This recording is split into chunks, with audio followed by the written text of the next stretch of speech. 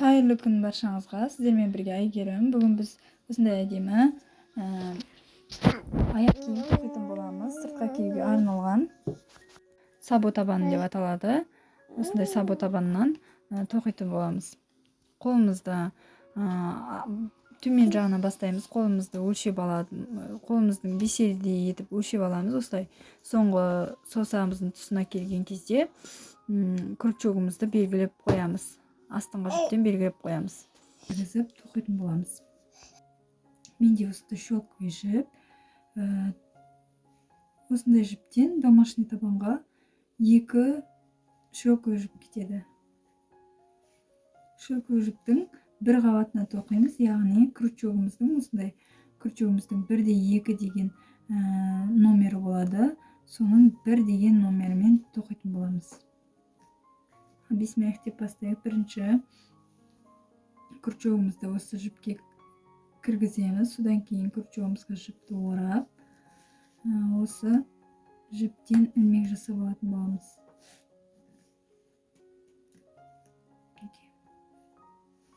Мінекей ілмек жасап алдық. Енді осы ілмектегі жіпті, кішкентай жіпті ала қарай, алдына қарай қоятын боламыз. Содан кейін мінекей бір ілмек алдым. Енді тағы да жіпке крючогымызды ораймыз. Крючогымызға жіп ораймыз. Одан бір ілмек аламыз тағы да. Содан кейін осы тағы да осы жіптің ішіне тағы да бір ілмек тоқып алатын боламыз. Ол үшін крючогымызға жіпті өткіземіз. Бізде 2 жіп болды. Осыны крючогымызға жіп орап, осы 2 ілмектен жіпті шығаратын боламыз. Мінекей осылай. Бір жерден, бір жіптің бір жерінен 3 рет тоқитын боламыз. Тағы да біріншісінде 2 рет тоқимыз. Содан кейін тағы да крючогымызды жіптен өткіземіз. Содан кейін крючогымызға жіп орап, ілмек жасап аламыз. Мінекей бізде 2 ілмек бар. Осы 2 ілмекті крючогымызға жіпті орап өткіземіз. Тағы да бір жіптен, мінекей бір қатардан 2 рет өткіземіз. 3 рет өткіземіз. Тағы да солай.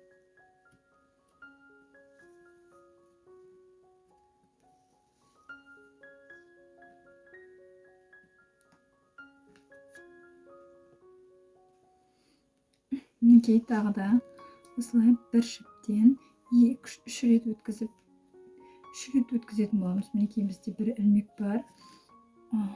Крючогымызды жаңа осы сар жіптен өткіземіз. Содан кейін крючогымызға жіпті орап, бізде 2 ілмек бар. 2 ілмекті крючогымызға жіп орап, осы 2 ілмектен өткізетін боламыз. Тағы да 2 ілмек жасап алдық. Содан кейін тағы да крючогымызға жіпті орап, осы 2 ілмектен жаңағы жіпті өткізетін боламыз. Тағы да крючогымызға жіп ораймыз, осы 2 ілмектен өткіземіз. Мінекей бір ілмек бар. Тағы да крючогымызды жіптің астына өткіземіз. Содан кейін крючогымызға жіпті ораймыз, шығарамыз. 2 ілмек бар. Осы 2 ілмектен крючогымызға тағы да жіпті орап, осы 2 ілмектен өткізетін боламыз. 2 ілмек. Крючогымызға жіпті орап, 2 ілмек жасайтын боламыз. Мінекей осылай жаңағыдай қарама-қарсы жағына дейін, көрсетіп тұрғанымдай қарама-қарсы жағына дейін тоқып шығамыз осылай. Мінекей мен тоқып шықтым. Енді біз бірдей етіп аламыз, дұрыстап. Содан кейін крючогымызға жіп ораймыз. Осы жаңағы ілініп тұрған бір ілмектен шығарамыз. Осылай бекітеміз. Бір ілмек бекітіп қоямыз. Тағы да 2 ілмек жасайтын боламыз. 2 рет тоқимыз, яғни. Енді аударамыз, крючогымызға жіп ораймыз. Содан кейін әрбір тесіктен крючогымызды шығарып тоқитын боламыз. Крючогымызға жіп орадық. Жаңағы ilmek turgan жерден баш жағынан бастап тоқимыз. Мінекей. Мегіз тесіктен шығардық, жіп орадық, шығарамыз тағы да жібімізді. 3 болады. Енді күртеуімізге жіп ораймыз. Бастапқы екеуінен бір өткіземіз жібімізді. Содан кейін тағы да күртеуімізге жіп орап, соңғы екеуінен бір өткіземіз. Тағы да әрбір тесіктен шығарып отырамыз. Бастапқы екеуінен бір, соңғы екеуінен бір. Жіп ораймыз. Үшінші тесіктен өткіземіз. Жіп орап, іліп алып, шығарамыз. 3 болады. Жіп ораймыз. Тағы да бастапқы екеуінен бір, соңғы екеуінен бір шығарамыз. Мінекей.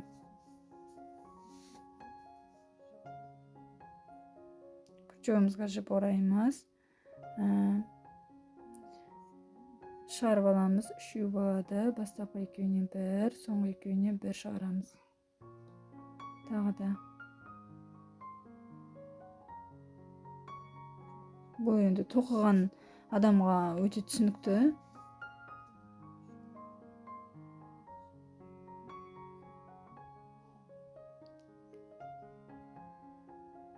Мінекей, көрініп тұрғандай. Мінекей біз осы нашама келгенше осылай кішкене қалдыратын боламыз. Шамамен өздеріңіз қарайсыздар осылай. Енді біз бір ілмек жасап аламыз. Күртеуімізге орап бір ілмек жасаймыз. Бұрамыз.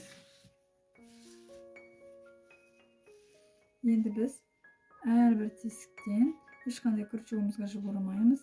Әрбір тесіктен өткізіп, мінекей. Күртеуімізге бір тесіктен өткіземіз, орамаймыз. Күртеуімізге кішкене жіп ораймыз. Мінекей, 2 болды. Осы екеуін күртеуімізге жіп орап өткізетін боламыз. Тағы да мінекей, бір тесіктен, әрбір тесіктен өткізіп тоқимыз. Күртеуімізге жіп орап өткіземіз. 2 болды. Күртеуімізге жіп орап, екеуінен бір өткіземіз. Тағы да. Мінекей, 2 болды. Күртеуімізге жіп орап, екеуінен бір өткіземіз. Осылай соңғы осы жерге келгенше тоқитын боламыз.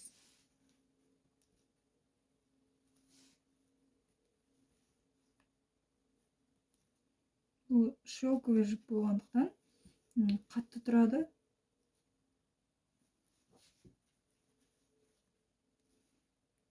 Қатты созыла бермейді. Қатты жіп, жібек жіп. Қазақша айтқанда жібек жіп. Осылай әрбір тесіктен тоқып шығатын боламыз.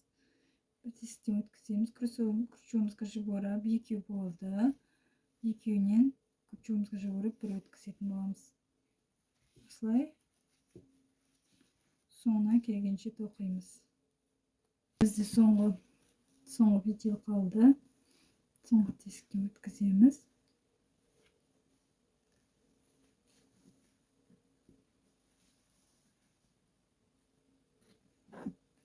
Бекітеміз. Енді осы жерден кесіп тастаймыз жібімізді.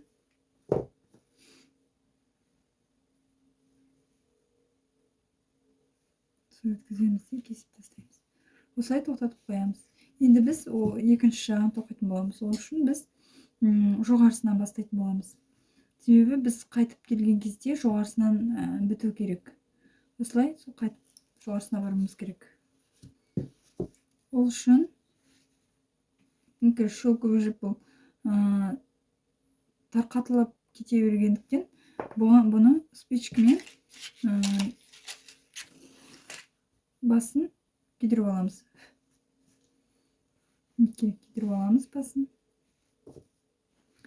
Енді жоғарысынан бастаймыз. Жібімізді бірдей етіп аламыз. Осылай өлшеп.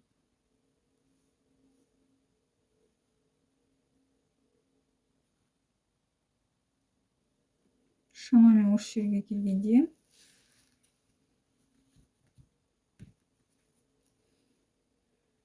шамамен осы жерден тоқитын боламыз.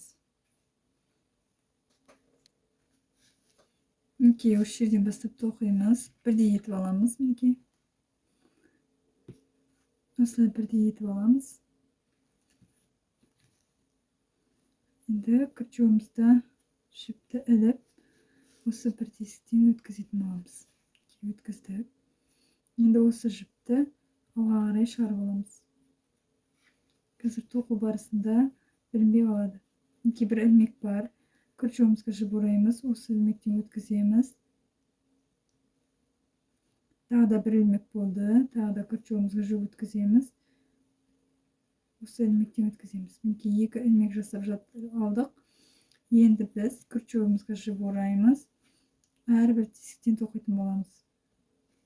Дәл жаңағы екінші тоқығандай тоқитын боламыз. Алдық. Мінекей бізде үшеу бар. Бірінші екеуінен, екінші екеуінен өткіземіз. Осылай күртеуімізге жіп ораймыз. Бірінші әрбір тесіктен тоқимыз.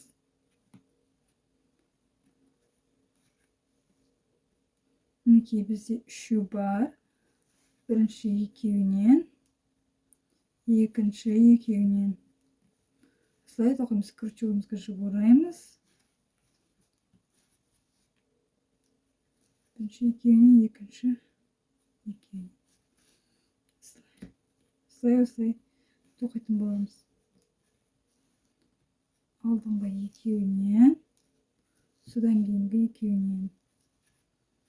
Тағы да.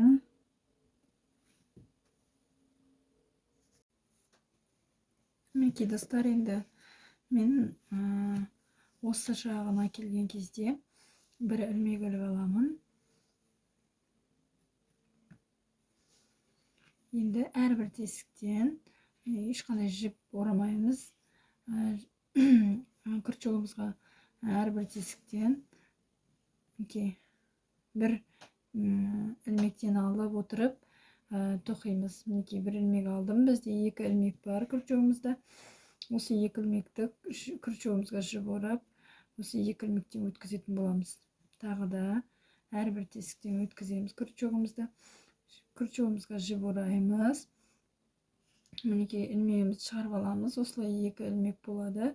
Осы екі ілмекті күртеуімізге жіп орап, осы ораған жіпті осы екі ілмектен өткізіп отырамыз.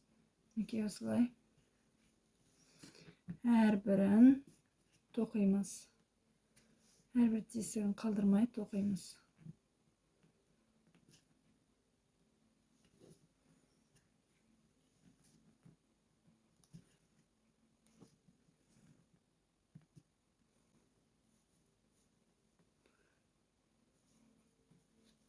Әрбір тесіктен ең соңғы келген тесіктен өткізіп солай етеміз. Енді біз мен кеңдеу тоқимын басын. Сіздер 14 етіп алсаңыздар болады. Стандарт 14 болады. Ал мен 16 ілмек іліп алатын боламын, тоқитын боламын. Мінекей. Біреу,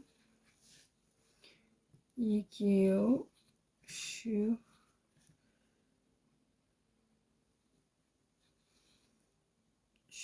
төртеу, бесеу, алтау, жетеу, 8, 9, 10, 11, 12, 13, 14, 15, 16. Мінекей мен 16 тоқимын. Мына жанына келген кезде ілмегімізді басын бұрып аламыз. Осылай. Енді мына жаңа ілмегімізді басының бірінші тесігінен осы ілмегімізді шығарып аламыз.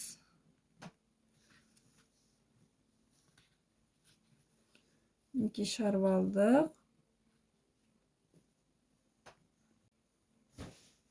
Мінекей осылай шығарып аламыз. содан кейін мына жіп осы жібімізді осылай етіп өткізіп аламыз. Мінекей мына жібімізді осы ілмектен өткізіп бекітетін боламыз. Бекітеміз. Енді біз жібімізді келесі екінші жаққа өткізіп, оны бір тесік қалдырамыз, екінші тесіктен бастайтын боламыз. Күртшегімізді екінші тесіктен бастап аламыз. Мына жібімізді, осы күртшектен өткізіп, кішкене бостау етіп тоқимын. Мінекей ілмек етіп алдым. Енді осы жағы сол жағындағы жібімізді оң жаққа шығардық. Мінекей бір ілмек бар. Одан кейін бір күртшегімізге жіп орап, осы ілмектен өткіземіз. Мінекей. Енді біз күртшегімізге жіп орап, осылай айналдырып 16 петель тоқитын боламыз. Ілмек тоқитын боламыз. Мінекей айналдырдым. Екеуінен бір бастапқы, екіншісі, содан кейін екеуінен бір өткіземіз. Тағы да күртшегімізге жіп ораймыз. Астынан, мынаның астынан шығарамыз. Бастапқы екеуінен бір.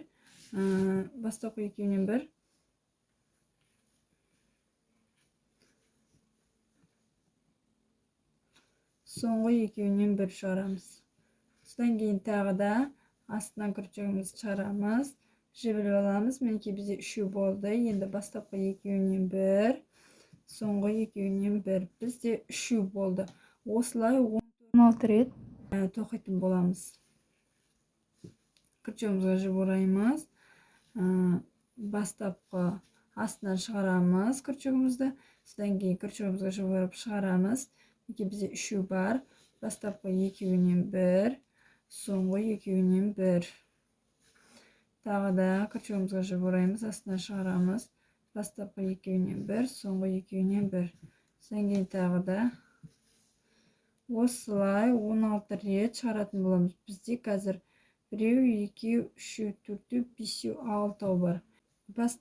Біреу тастап екіншісіне іліп алдық қой. Енді сол дәл солай біреу тастаймыз, екіншісінен күртшегімізді шығарамыз екінші тесіктен. Содан кейін жіп ораймыз, шығарамыз. Енді ешқандай күртшегімізге жіп орамаймыз. Осы шығарған ілмегімізді ең бірінші ілмектен шығарып бекітіп аламыз. Кішкене ұзындау етіп ілмек жасаймыз. Содан кейін осылай жібімізді өткізіп ілмектен бекітіп алатын боламыз. Дәл осылай тоқитын боламыз енді. Енді біз узор саламыз. Узор салатын боламыз.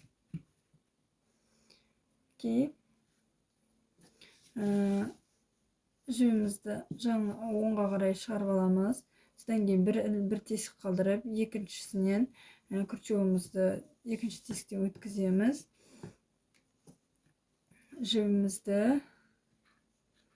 Жібімізді осылай күртшегімізге жіпті орап, осылай шығарып алатын боламыз. Мінекей, осылай шығарып аламыз.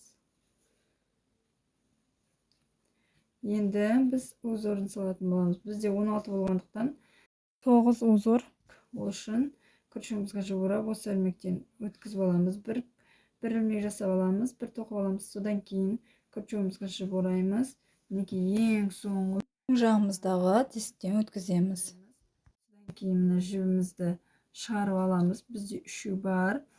Бастапқы екеуінен, соңғы екеуінен. Содан кейін тағы да осы жаңа өткізген күртшегімізге өткізген жіптен тағы да өткізіп, бастапқы екеуінен бір, соңғы екеуінен бір өткізіп тоқитын боламыз. Тағы да күртшегімізге жіп ораймыз. 2 қатарын тастаймыз. Үшіншісінің ортасынан өткіземіз күртшегімізді. Жіп аламыз. Содан кейін 3 жіп болады. Содан кейін жіп орап, күртшегімізге бастапқы екеуінен бір, соңғы екеуінен бір өткіземіз. Тағы да сол тесіктен өткізіп күртеуімізді бастапқы екеуінен бір, соңғы екеуінен бір өткізіп тоқимыз.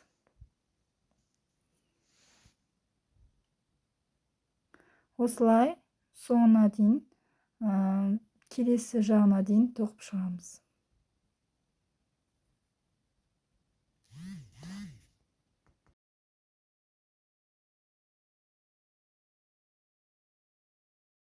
Солай 9 узор шығаратын боламыз. Мінекей мына тесіктен, мінекей осы жердегі тесіктен шығарып аламыз. Мінекей.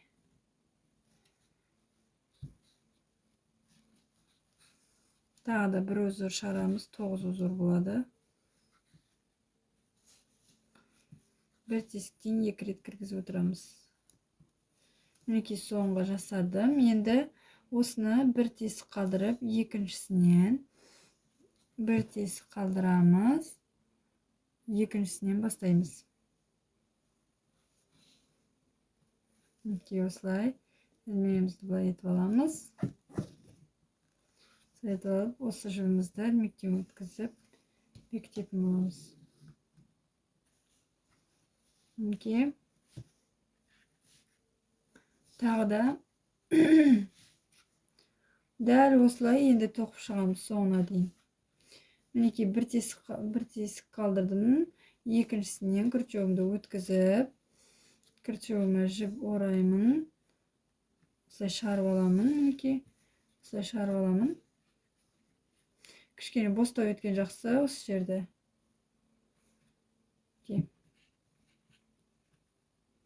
Тартып жіберсеңіздер, кішкене қатты болып шығады. Шелковый жіп болғандықтан қатты болып шығады. Өзі қатты жіп болғандықтан ондай қатып тартып керек емес. Міне ілмек алдым. Енді осы ілмектен тағы күртеуіме жіп ораймын да, тағы ілмек жасап аламын. Енді күртеуіме жіп ораймын.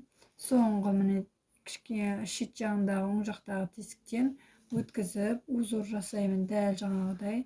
Соңғы бастапқы екеуінен, соңғы екеуінен тағы да бір жерден 2 рет кіргізіп отырамын. Екі таяқшадан кейін ортасынан, екеуден кейін ортасынан күртеуімді шығарам, жіп орайым, 3 болады. Бастапқы екеуінен бір, соңғы екеуінен бір. Тағы өткіземін. Бір тесіктен 2 рет өткізіп тоқитын боламыз. Тағы да күртеуіме жіп ораймын. Екінші қатарын тоқимыз енді. 2 қатарын тастаймыз, үшіншісінің ортасынан өткізіп, бастапқы екеуінен бір, соңғы екеуінен бір өткізіп тоқитын боламыз. Көрініп тұрғандай, екеуін тастаймыз, үшіншісінен екеуінің ортасындағынан таңғы тесіктен шығарып, мінекей 3 болды. Осы 3-дің бастапқы екеуінен, соңғы екеуінен шығарып аламыз. Тағы да бір тесіктен 2 рет өткізіп, бастапқы екеуінен, соңғы екеуінен осылай узор шығарып, соңына келгенше шығарамыз. Бұл узоры тек 9 болып қалмайды, көбейе береді.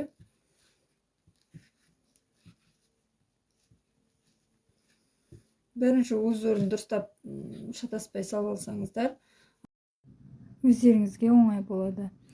Главное, басындағы узорын шатаспай тоқу керек. Мінекей ең соңына келдім. Бастапқы екеуінен, соңғы екеуінен аламын. Ең соңғы тесікке де солай 2 рет тоқитын боламыз. Мінекей енді бітірдім. Содан кейін біреуін тастаймын, екіншісінен кіргіземін күртеуіме. Күртеуімді сол тесіктен, содан кейін жіп орайымда солай тартып ілмек жасап аламын. Ілмектен тоқыған жібімді өткізіп бекітетін боламын.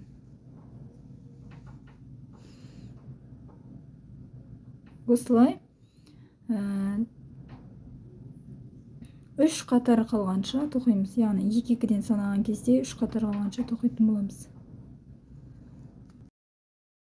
Мінекей 3-ші қатарында осылай монша іліп тоқитын боламыз. Содан кейін 2 қатар қарапайым әдіспен тоқып үйренеміз.